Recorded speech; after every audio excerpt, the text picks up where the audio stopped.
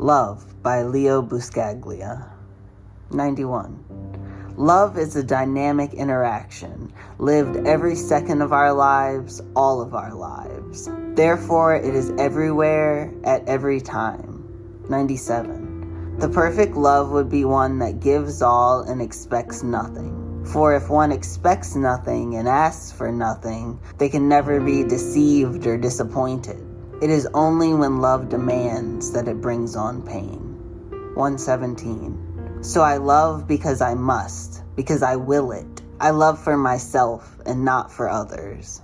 I live for the joy it gives me and, incidentally, the joy it gives others. If they reinforce me, it will be good. If they don't reinforce me, I will still be good, because I will to love. 16. It is possible for me and reasonable for me to love everyone with equal intensity and still have all of the energy that I ever had. 170. Love acquires meaning only when it is shared. 20. So education should be the process of helping everyone to discover their uniqueness, to teach them how to develop that uniqueness, and then to show him how to share it, because that's the only reason to have anything. 194. He must also know evil, hate, and bigotry as real phenomena, but he must see love as a greater force. 136. But first, he must have knowledge.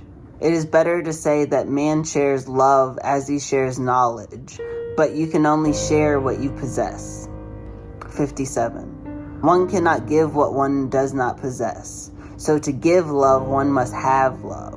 One cannot teach what one does not understand, so to teach love, you must comprehend love.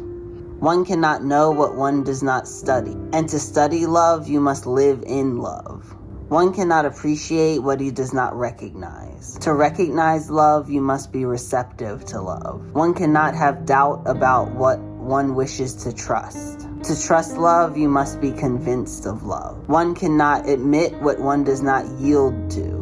To yield to love, you must be vulnerable to love. One cannot live what one does not dedicate themselves to. And to dedicate oneself to love means one must be constantly growing in love. 71. It's never too late to learn things for which you have potential. 43.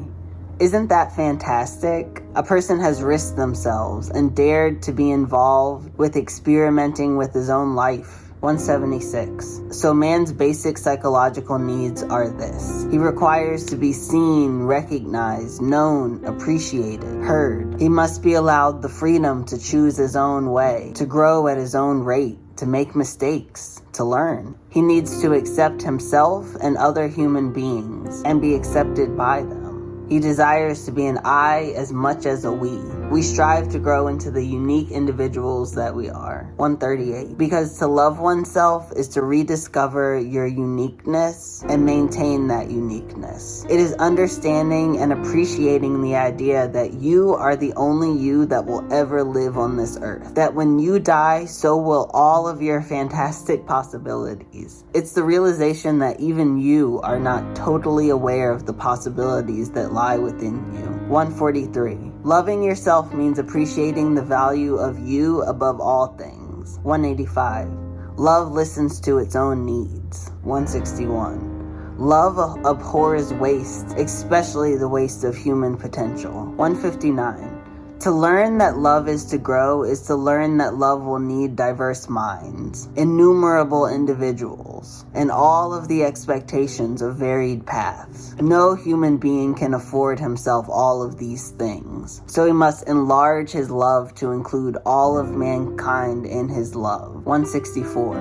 Because responsible love needs expression. Love is communication. As man must be responsible for expressing his joy, in like manner he is responsible for letting his sorrow and loneliness be known. 165. If you want people to know you, you're responsible for communicating yourself to them. 32.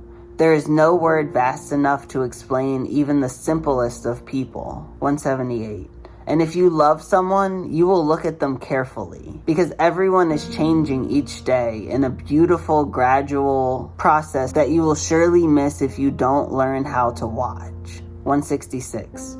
realizing that he is not today who he will be tomorrow. For if a lover stands in the way of another, he is no longer loving. 161. So I will love you as long as I can help you grow in love. 187. So love then recognizes needs, physical and emotional. Love is free and cannot be realized unless it is left free. Love sets its own path, follows its own way, and sets its own pace. Love recognizes and appreciates its own uniqueness. Love needs no recognition, for its effects are recognizable. For if its effects are not recognizable, then it's no true love at all. 130.